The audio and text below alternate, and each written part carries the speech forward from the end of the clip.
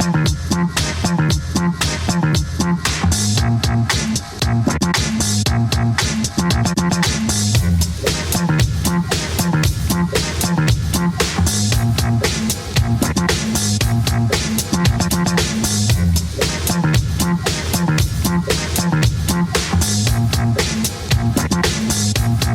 to the Power Factor Show.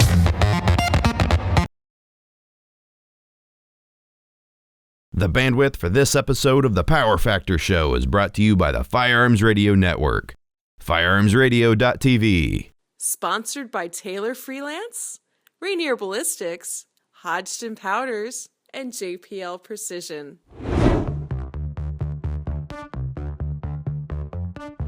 Hi, Power Factor fans. I'm Rick. In our seemingly never-ending series of episodes on the new IDPA rules, we wanted to update the episode that we did a couple of years ago about cover. That was probably the most controversial episode we've done. There was a lot of discussion about how we either misinterpreted or didn't set things up correctly. The cover wasn't perfectly vertical and whatnot. And I think that just kind of overshadowed the major theme of the episode, which was if you have converging and diverging lines for the cover line and the engagement line, there's a limit to how far you can get from the cover before you can't lean out enough to actually see the part of the target you're going to engage. And that assumed that you were judging cover based on the edge of the target being lined up with the edge of the wall. Now, the new rule book has come out and has now cleared up that the idea that you must always use the center of the down zero zone as your cover indicator. And that's regardless of whether the target is vertical or horizontal, or even if the center of the target isn't visible. So if you, for instance, had a target that was on its side and all that was protruding was the head, you're still using the hidden part of the target that's behind the wall, the center of the down zero zone, to determine your cover. Now, it simplified some things because the converging and diverging lines don't really exist anymore. You've got a single line that runs from the center of the target through the edge of the wall and then on to infinity. Now, infinity could be either the stage boundaries, which is another new rule. We've got the stage boundary, which is essentially going to be 10 yards uprange of the most uprange shooting position. But you could also have obstacles set up on the stage that limit how far away from the cover you can get.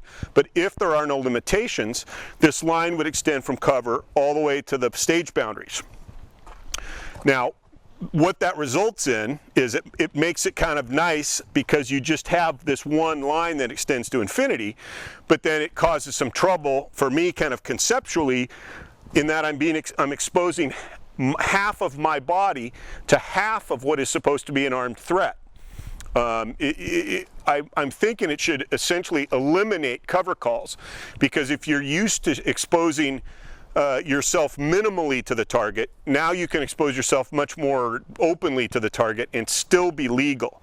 So I think it, maybe will result in fewer cover calls. So you still are working with a line, a single line that's going to extend out here, and 100% of your lower body, 50% of your upper body not being exposed to any part inside of the center of that target. Now, what we don't have a real definition of, is just the whole idea of what is cover.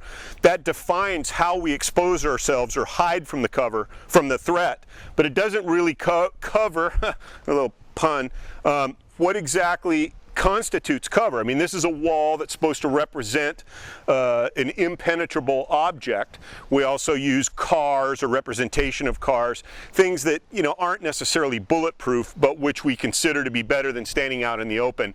And they probably more accurately represent concealment than they do actual cover, but we call it cover. So with this cover line extending to infinity, I could stand here, engage the target like this, or I could stand out here, and as long as I still have some idea of where that line is, I could extend the engage the target from out here. Now I can't really tell if I'm using cover or not. You'll probably have a better view of it than I do. I can't really tell if my lower body is exposed to that target or not. I'm leaning out enough now that I can see the entire down zero zone, and so I may be still using adequate cover or maybe not.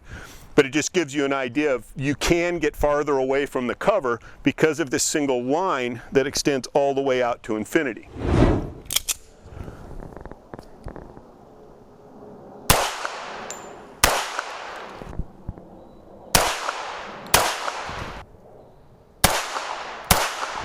So now how has cover changed beyond just the idea of how much or how little of the target you can expose yourself to while you're engaging? It used to be that this was considered a continuous piece of cover. If I ran my gun dry, shooting around this side, I could perform a slide lock reload as I moved to this side. If my gun weren't empty, I still would have the option of performing a tactical reload or a reload with retention after leaving this position and moving to this position.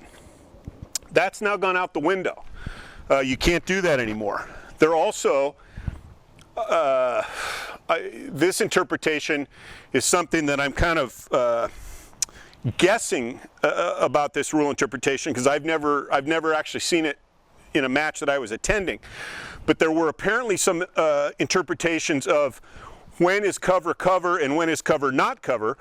Since we're concerned with the target that is being engaged, if I had a number of targets in an array that was being engaged around this side of the wall, when I completed that engagement, some would say this is no longer cover because I'm not engaging targets. This is now former cover, and the next cover position is cover.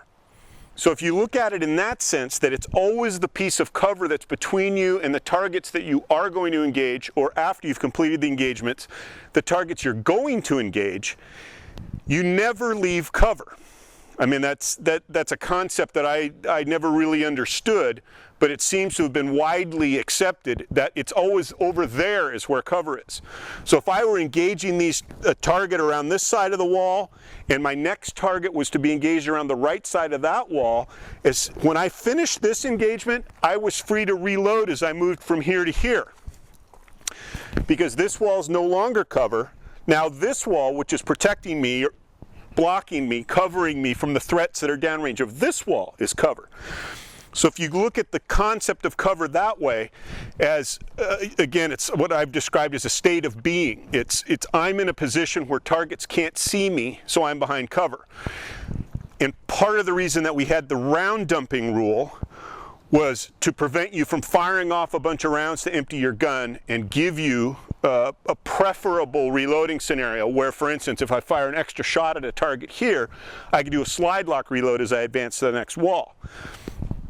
But in exchange, now that the round dumping rule is gone, we now have a new definition of what cover is, in the sense that if I'm engaging targets around this side of the wall and I've finished my engagement, I've run my gun dry, I am still at a cover position.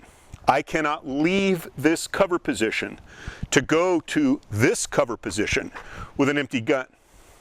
So even though this is one continuous panel, and I might be even engaging the same targets around both sides, this is a cover position, this is a cover position, and all reloads must take place either here before I leave or there after I've arrived. Similarly, if I empty my gun here, I must do my reload here before advancing to that wall. If I finish my engagement from here and go to the next wall with an empty gun, I am leaving cover with an empty gun, whether I've completed my engagement of these targets that are available or not. Once this has been established as a cover position, it remains a cover position and I can't leave it. So I'm going to do a little demo of how you might have seen a stage set up this way being shot in the past.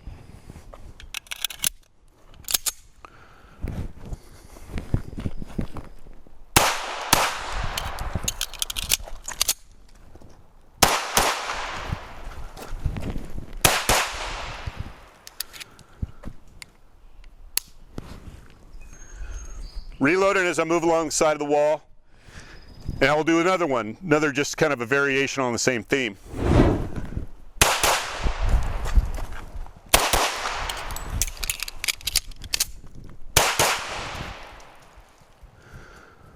So again, demos of IDPA of yore, not what you're going to be able to do today.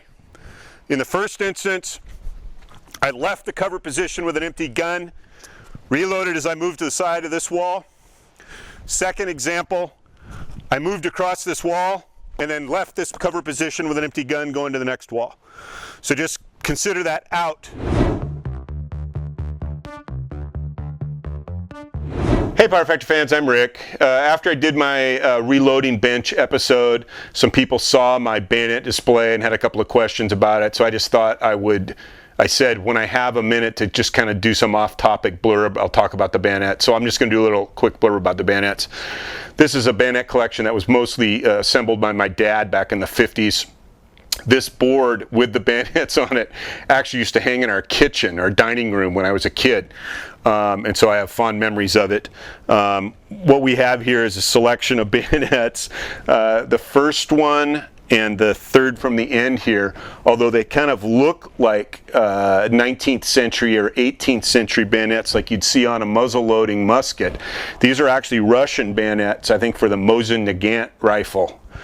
So they look primitive. They have the, four-edge pointy tip on them, but they're actually, I think, from the World War I, World War II era. This bayonet is a British Enfield bayonet back from the day when, they thought of the bayonet as kind of a standoff weapon. You'd put it at the end of your long rifle with a long bayonet. And that's, I think, World War II vintage. This, I think, is a French bayonet. It's a socket bayonet that you would plug. It probably was stored in the rifle, plugged with the butt forward. Then you'd pull it out and plug it in the other way. But the French haven't had much success with that. It's also the cruciform or whatever style bayonet like the Russian ones. This is a Mauser bayonet, I believe. So that would probably be for the Mauser K98 and its derivatives. This is a M1 Garand Bayonet, and it's kind of interesting in that you'll see the configuration of the handle is exactly the same as this bayonet. The U.S. government wasn't interested in wasting any money in the transition from the M1903 to the M1, so they decided, let's make it suitable to accept the same bayonet. So this is the bayonet for the M1903 Springfield, and you can see how long the blade is.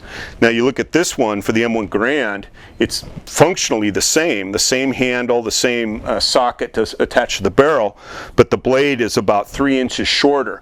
This bayonet actually started out being a bayonet like this that then had the tip cut off and reshaped, and you can tell because this blood groove or whatever they call it runs all the way off the end of the tip of the bayonet. If this were a purpose-built Garand bayonet from the World War II era, this blood groove would not run all the way to the tip, similar to this Mauser bayonet. So this is a modified World War I or pre-World War I era bayonet that's had the plastic scales put on it and then the shortened tip. This one I think is another British bayonet. I'm not sure if which one of these is newer or older. One of them is probably from the World War I era, and the other one from the World War II era. This is probably the newer one because it's shorter. Here we have another Russian bayonet. Here we have the bayonet for the 1903 Springfield. This is the bayonet for the M1 carbine. When the carbine first came out early in World War II, it did not have a bayonet lug on it. They didn't expect, that people would be stabbing with the carbine, so there was no bayonet. And then very late in the war, they added a bayonet lug.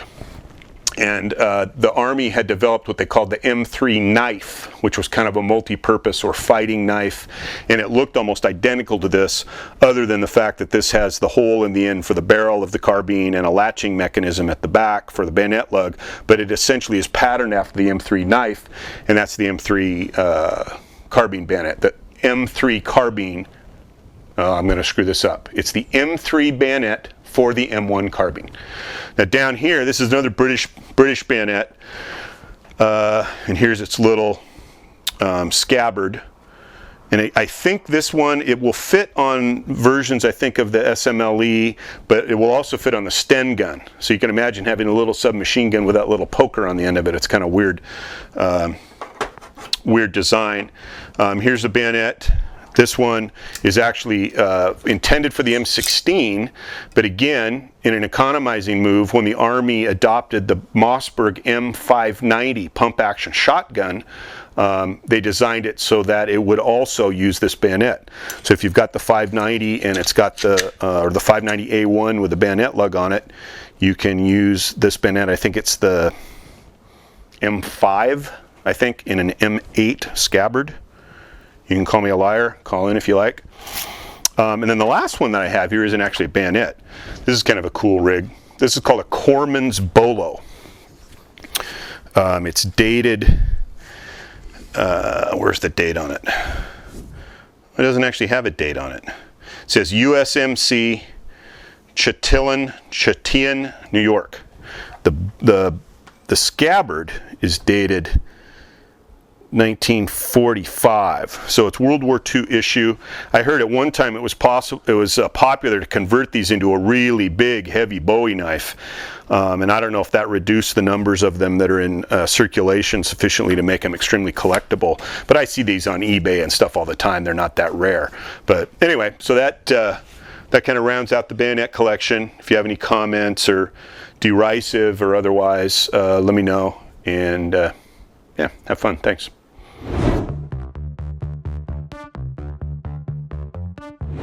Hey IDPA fans, I'm Rick. Got another trivia question for you.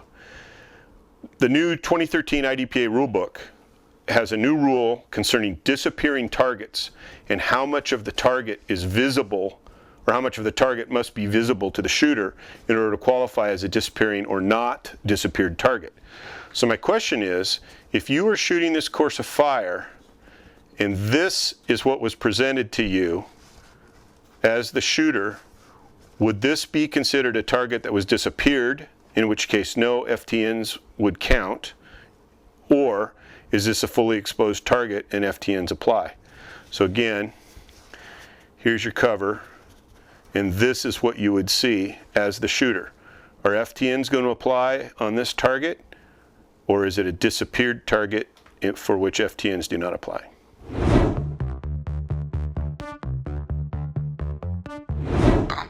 Ba-dum.